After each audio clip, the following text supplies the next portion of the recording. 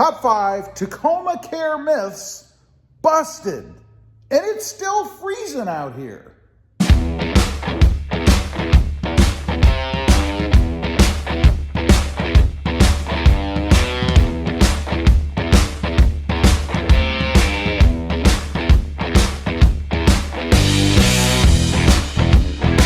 Well, good morning, everybody. How are you today? Pretty freezing here, and that's right. There are 5 top Tacoma Care myths that we just need to bust. First of all, let me tell you, I'm here in South Texas. You know, the talk all over the social media anyway is about how horribly prepared Texas is for this kind of weather. And you know what? They're right. But there's a reason for it. We don't get this kind of weather, so it's not surprising. But anyway, I'm in the garage. I'm roughing it for you guys today. It is 47 degrees. I don't know if you guys could see the old thermometer through the roll bar there, but it's a little chilly out here. And it's even colder outside. I think it's about 38 degrees, something like that. But anyway, we didn't come on here to talk about the weather. Let's just say it sucks. Let's talk about the top 5 Tacoma Care myths. First of all, number 1, you need to change the oil every 3,000 miles. You know, I see questions like this all the time. People asking, people changing their oil, people throwing money in the trash. You don't need to do it unless you're running the old dyno oil, you know, just regular oil. Then yeah, probably advisable to change it every 3,000 to 5,000 miles. To be honest, unless you're running the truck really, really hard or in harsh conditions, I would probably go with the 5,000 mile mark. Now, if you're running synthetic, like a lot of us do today, you don't need to change it that often. And if you're gonna change it that often, then don't run synthetic. Run the regular old dyno fluid, right? You can go probably up to about 10,000 miles with today's synthetic oils. Don't waste your money unless you're running dyno fluid. Number 2, premium fuel is better for your Tacoma. That is false. Unless you're driving a vehicle that was specifically built, designed, and engineered to burn premium fuel, you're wasting your money. You know, the myth out there, the false belief, is that somehow burning premium fuel is gonna make your Tacoma run better. It's gonna make it more efficient. You're gonna get better mileage. None of that is true. You know, and you can prove that in the numbers. Check your fuel economy yourself. And I don't mean using the computer, I mean the old-fashioned way.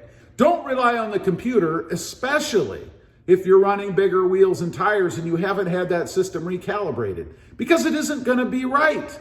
There's no reason to run premium fuel in any vehicle unless it is called for. It's just a waste of money. That is a myth. Number 3, it doesn't matter what soap you use to wash your Tacoma. That couldn't be more wrong. You know, there is a myriad of soap-type chemicals out there on the market, right? And it's big business. I mean, you look at some of these big companies, you know, that have their premium brands. It depends on what the chemicals are in it. But for most of us, or at least like me, I don't go out and spend 20 bucks on a little bottle of concentrate to wash my truck, right? I go get that little cheapy bottle. Now, what I pay attention to is whether or not it is wax stripping.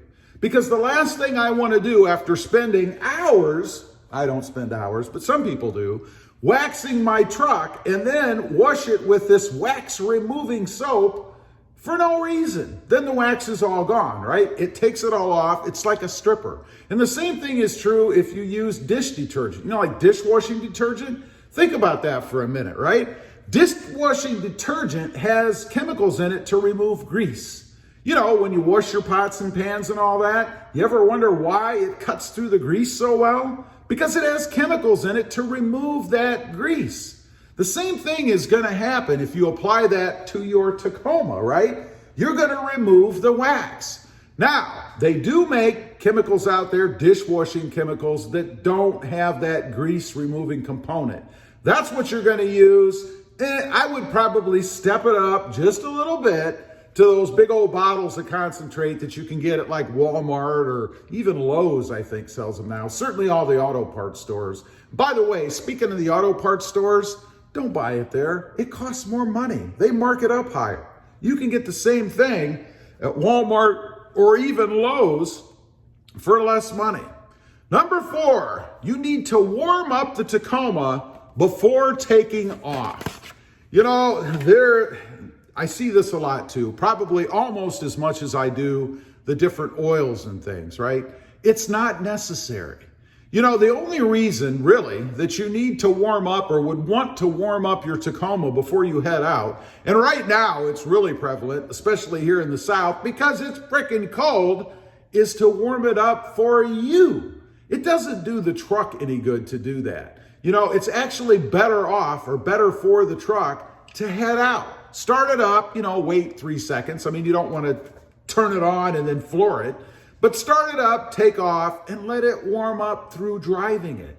That actually will warm it up quicker than just letting it sit in the driveway, right? Because you're working it a little bit. You're giving it some gas, you're pumping the fluids through it.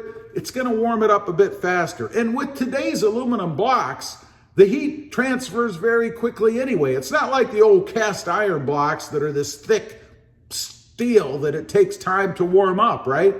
Not so anymore. You don't need to do that. The only reason you would do that is for yourself, to have it nice and toasty warm, or cool if it happens to be warm where you're at. I don't know where you're at. And then you'll be comfortable in it. But it doesn't do the truck any good, right? It just burns gas sitting in the driveway. Speaking of gas, by the way, back to the little weather situation here for a minute. I went out this morning, and not only is power out all over the place, I couldn't even go to the Walmarts. The Walmarts was out. They had a guy standing in the door, manually opening and closing it to tell people that they were closed. Why they just didn't lock the door and put a sign up? I don't know.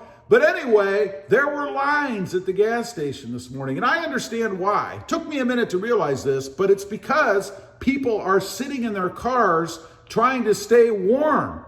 All the hotels are booked and everything here, and that's why there are lines at the gas stations. One little quick note, because I heard a sad story this morning.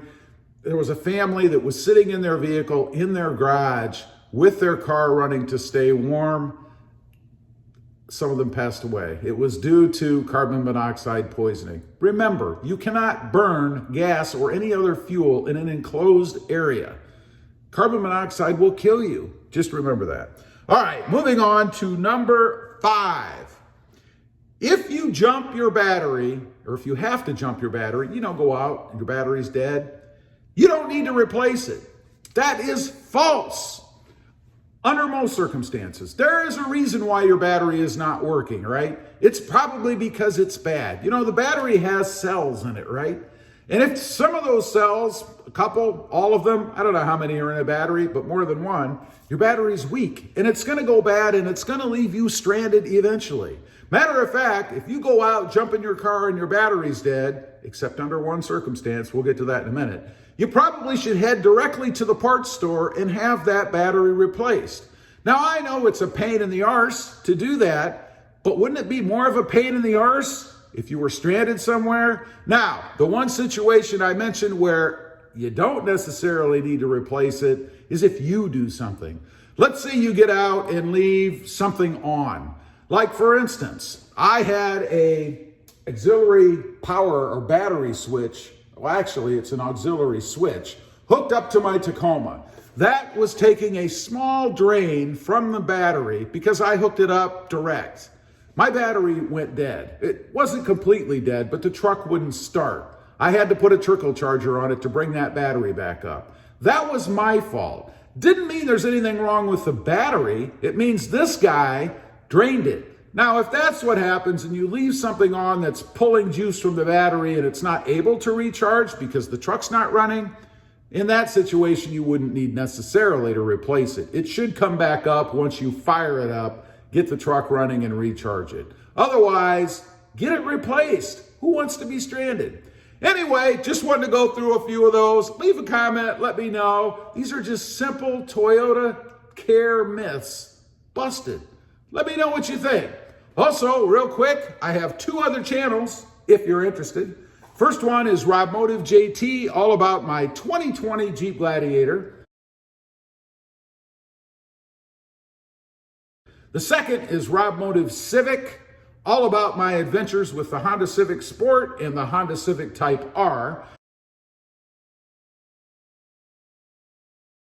Check those out. If you like them, please consider subscribing. Also, don't forget to click that notification bell so that you don't miss out on any upcoming videos. And do me a favor, smash that subscribe button on the way out. Thanks for watching. Stay warm out there. Bye.